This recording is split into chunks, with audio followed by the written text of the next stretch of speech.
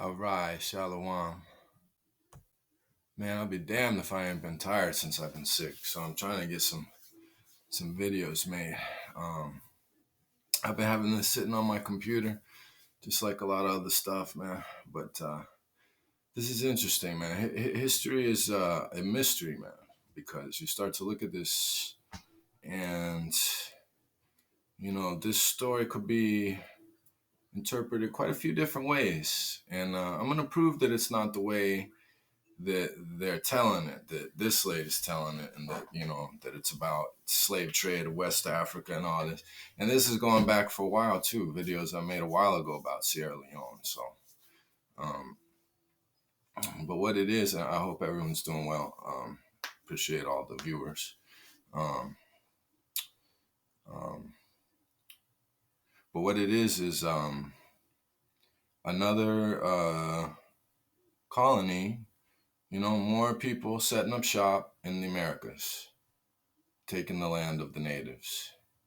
And what I'm starting to perceive from my other video about the German nobility coming, and then Lex just did a video about the Moors coming, and then finding in maps that the British were here. It seems like everybody was coming out to the Americas to try to get their piece of the promised land. And that's what this seems to be to me. So this is about something called the Darien scheme. Okay, and we're gonna start with this video about Africa, and you see the title: Slavery, Scotland's Hidden Shame. Okay, so I don't know how long you could go without getting a copyright strike. Hopefully I don't get it, but I'm gonna play a second here, and I guess maybe I'll mute her or something. All right, here we go. Have a shared history, whether they know it or not, whether they like it or not. We do have a shared history with them because at some time in our country's history, Scottish people operated a slave fork in Sierra Leone because all So you heard her. Scottish ran a slave fort in Sierra Leone, right? Let me play it back again, because I hope it was loud enough. have a shared history, whether they know it or not, whether they like it or not. We do have a shared history with them because at some time in our country's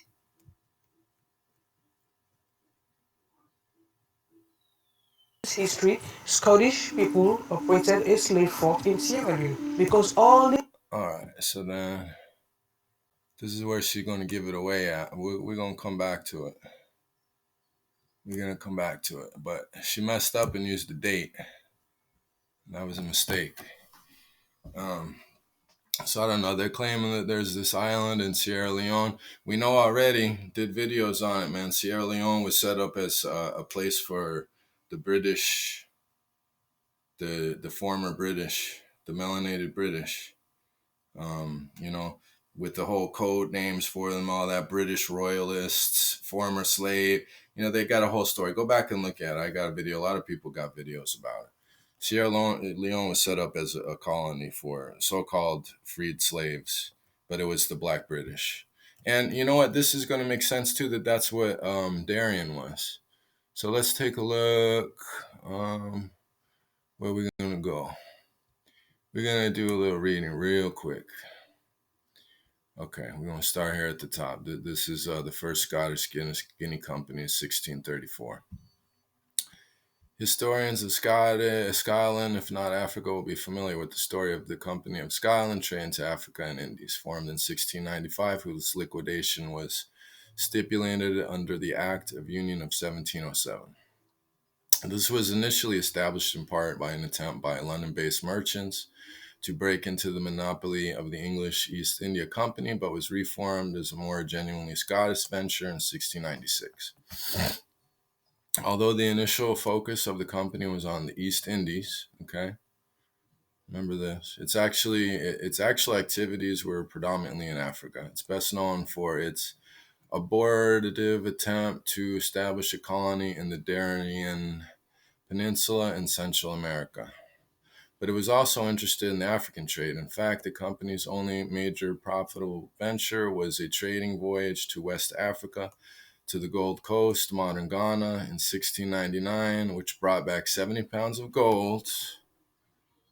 Okay. Anyway, you see it.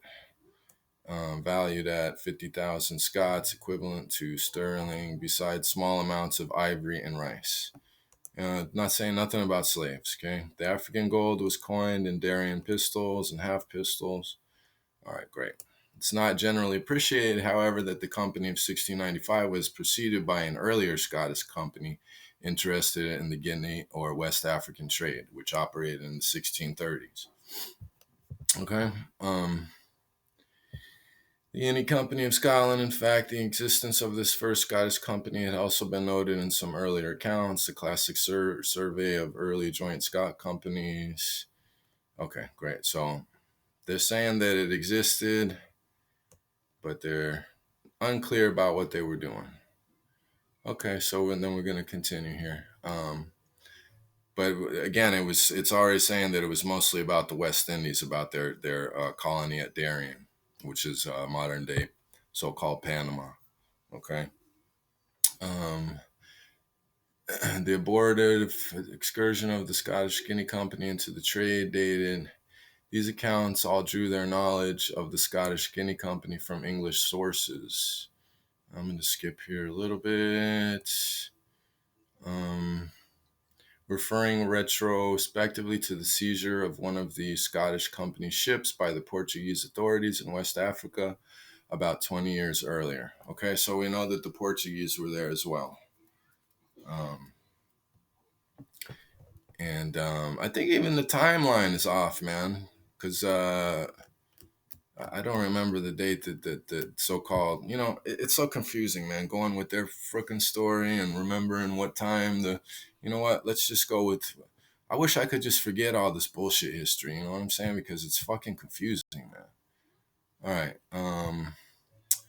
Same incident and the records of hearings before the High Court of the Admiralty in London. Um, European trade in West Africa also cites references to the Scottish venture in contemporary Dutch records. Okay, I don't know. All this is nothing, but we're gonna get down to. We'll just skip right on ahead, and it says the suggestion by Iniquiori that the Scottish company was interested in the slave trade is unwarranted. Okay, okay. So there you go. Unwarranted, not into the slave trade. The You see, if anything, they were sending. Okay, here, let me show you something, man. Let me show you something.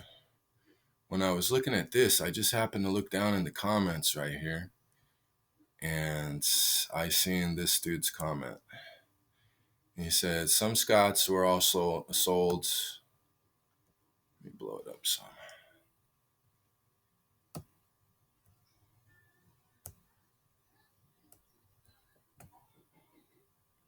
Some Scots were actually sold as indentured servants. The Jacobites in the early 1700s, after their last uprising against the monarch, and I don't remember if I wrote it.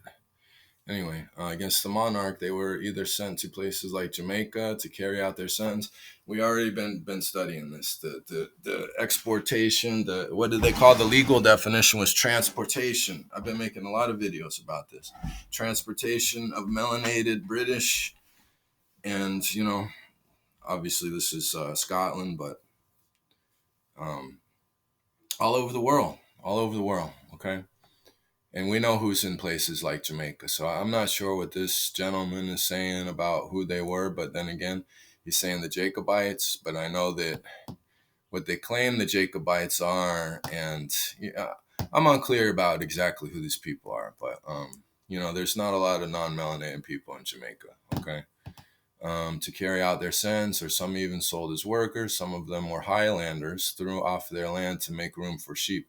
Now, this is the acts of enclosure. I've never made any videos about this, but this is pretty much how I started out. I started out studying some of this British history, and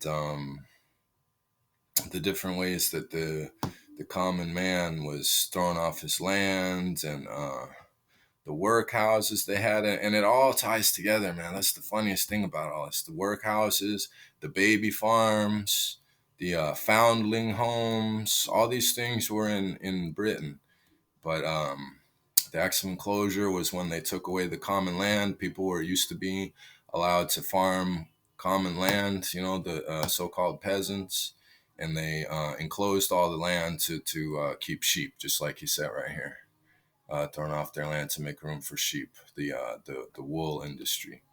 Same thing with Australia, by the way. Wool industry was big in Australia. All right, let's keep reading. Many of them were women and children, simply kidnapped and sold, many orphans from the Battle of Culloden in 1746. And with the Acts of Enclosure and what was the other one? It was turning everybody into, I forget what the actual act was called. I'd have to look it up. But it was settlement, acts of settlement, turning everyone into paupers, and the word for homeless person, I can't think of it right now. But anyway, saying that everyone is a minor, just like what we've been studying about all these legal loopholes and tricks that they put on the people. Um, settlement certificates. They were, register with a parish, and were unable to leave that parish unless they could, because the parish was basically financially responsible for them. And if you look up the Battle of Culloden, it was the old um, Scots, presumably melanated Scots, um, being murdered and kicked off their land. And you see that 1746. Okay. Um, the owning of personal slaves was banned in Scotland, 1778. So what I'm trying to show is that they're lying about Scotland being involved in the slave trade and so-called slave trade. Um, and it's just a big mess. It's a big goddamn mess. They fucking turn everything on its head, man. They claim that melanated people were shipped out of Africa, but we know that a lot of melanated people were shipped into Africa, and of course, the what it all really is the overthrow of the melanated people on the land in the Americas, and the stealing of the land of the Israelites. Okay, so a lot of people that are studying this stuff are coming close to really uncovering all the truth, man. I get excited sometimes watching this stuff, um, watching this information. I don't want to belittle it in any way, not stuff, information, and power. You know what I mean? Power to perhaps uncover these people once and for all, and take some sort of legal action for the people that were stolen from, the Israelites. Okay, Lord Alchinolek was quoted as saying, "Is a man a slave because he is black? No, he is our brother, and he is a man, although not of our color." Um, and so, is he saying? He is saying that Scottish people were black, right? Melanated. Complete abolition of slavery. Okay, I don't want to go too far into this guy's thing, but it's pretty interesting. Anyway, so we're gonna go to the Darien scheme. The Darien scheme was an unsuccessful attempt, backed largely by investors of the Kingdom of Scotland, to gain wealth and influence by establishing New Caledonia,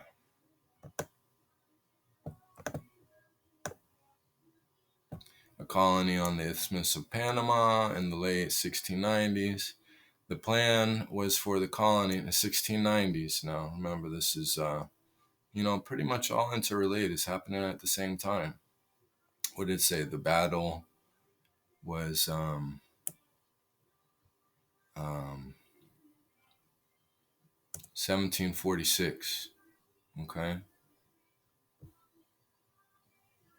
this is a plan in the 1690s. So, um, what I believe it to be is the melanated Scottish looking for a way out of Scotland.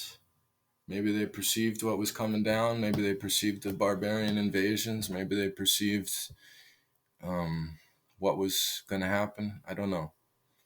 The plan was for the colony located on the Gulf of Darien, and you see here it's Panama, present day Panama, to establish and manage an overland route to connect the Pacific and Atlantic Oceans.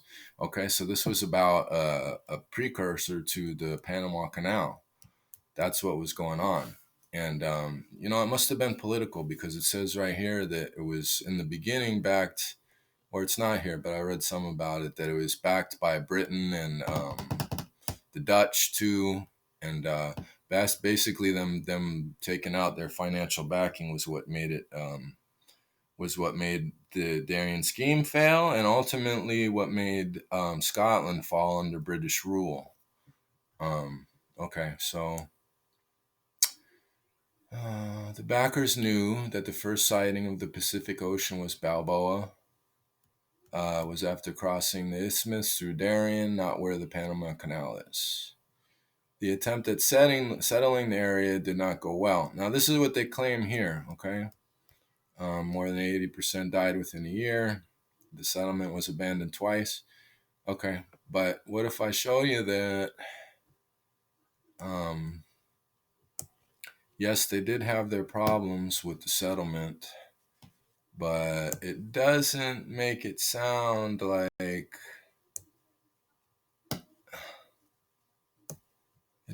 it sound like it actually failed.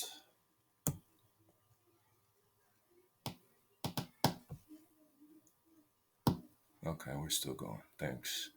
Thank you, Ishi. I thought I was talking to myself there for a second.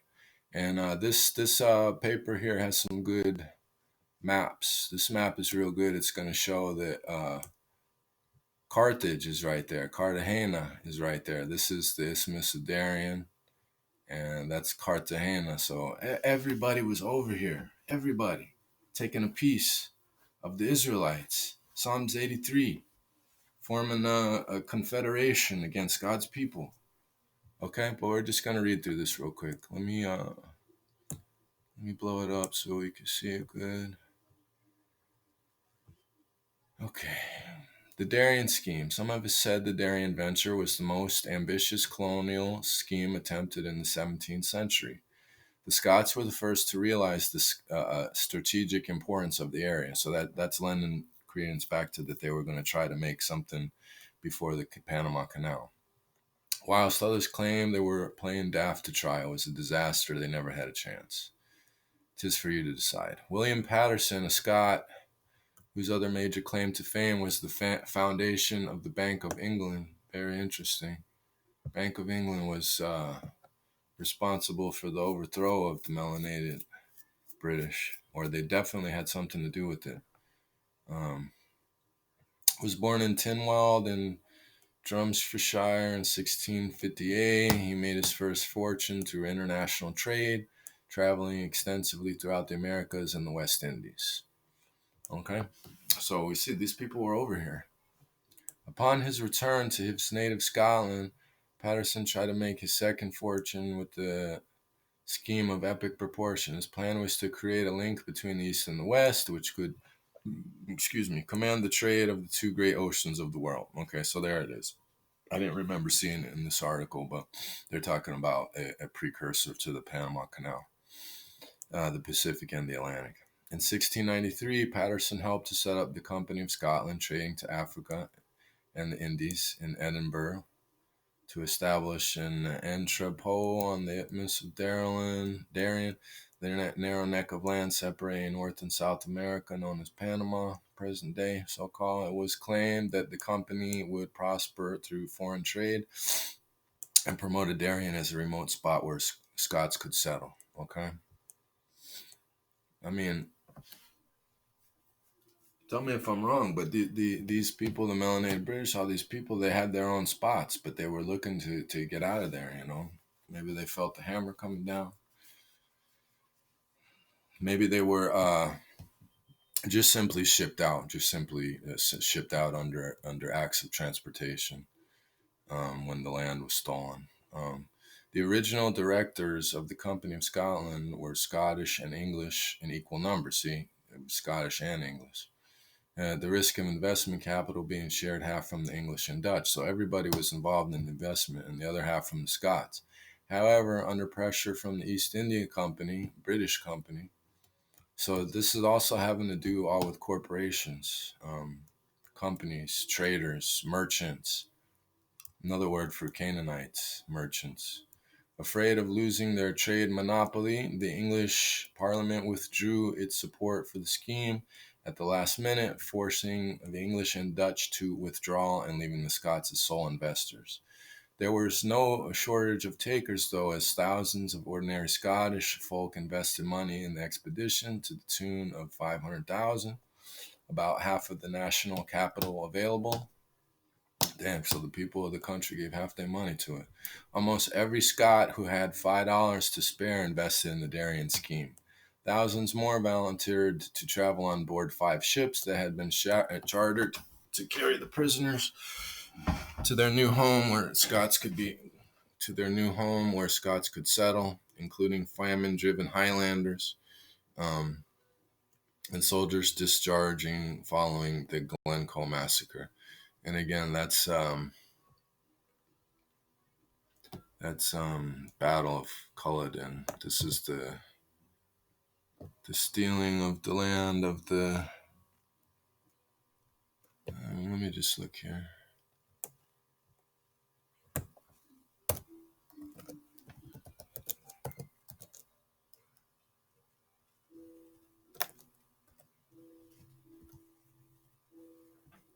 There it is.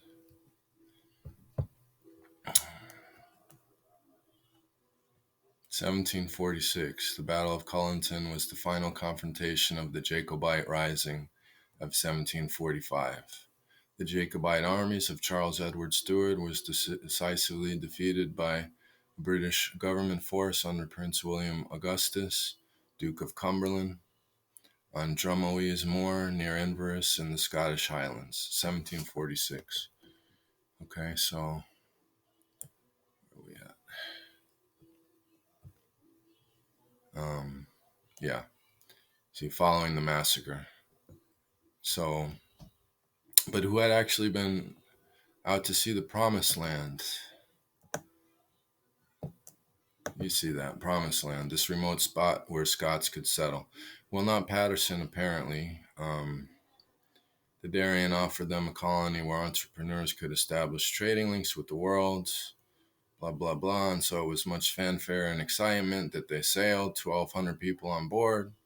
It was, however, a depleted and less excited group of pioneers that arrived on the Mosquito Coast, known as Darien, 1698, where many were sick and quarreling. Okay, they struggled ashore and renamed the land Caledonia, with its capital New Edinburgh. And so it continues, man. I found in the Pacific, the New Ireland, New Britain. I mean, these people were shipped out of their land all over the world, and this is another place where they were shipped. Okay, not to mention Freetown, Sierra Leone, all these places, and you're hearing the dates. It was, however, depleted unless. So they reached in 1698, right? Many were already sick and others were quarreling. They struggled ashore and renamed New Caledonia, its capital New Edinburgh. The first task was to dig graves, which included Patterson's wife. The situation grew worse, lacks of food and attacks from the Spaniards. Okay, Spaniards were there too, of course, we know this. What's it, 1500, the fall of Tenochtitlan? The native Indians took pity on the Scots. So then, would this be Israelites? Perhaps. So they took pity on the Scots. And, if you look into, man, I did a lot of study about um, Bermuda, too. Bermuda is still a present day colony of Britain. But if you look into slavery, so called slavery in Bermuda was very different. The Israelites had different. Well, of course, we know the Bible says the laws of slavery that were to be kept for 7 years and such. But if you look in the history of Bermuda, there's white and black slaves there, so-called black slaves. But it even said that, um, you know, the Bermudan people, the British, the melanated people gave the work to their own people, and that the non-melanated slaves there generally just sat around, did nothing. I don't know. It's interesting. Anyway, lack of food. The natives took pity, bringing them gifts of fruit and fish. So maybe they were absolved into the. I don't want to do too much guessing at this, but it's not gonna play out. It's gonna say they all died and all that, but if they married into the natives, then they would have been okay. And it sounds like that was their only option. 7 months after arriving, 400 Scots were dead. The rest were emaciated and yellow, and they decided to abandon the scheme.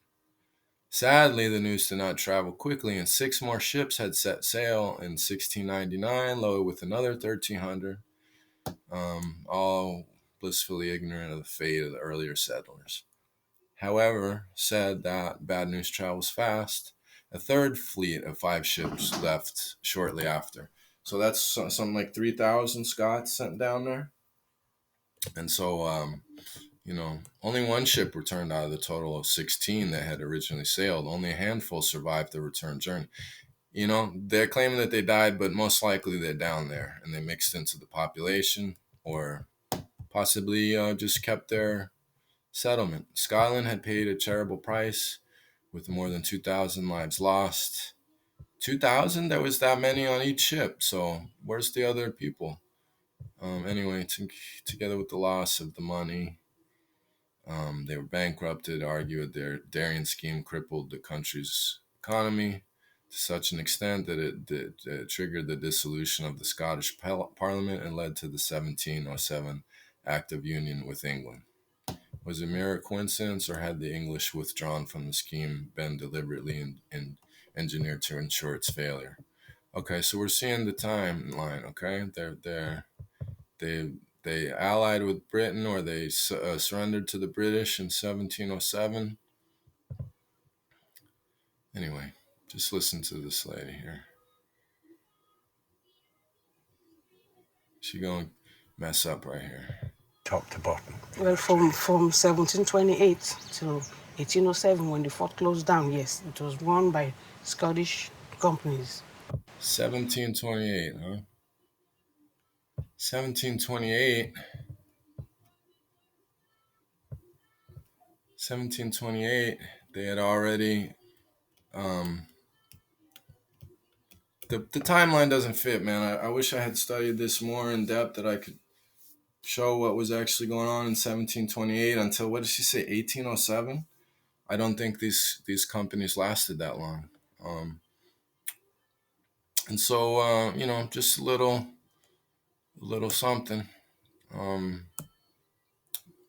hope you guys enjoyed it, and shalom.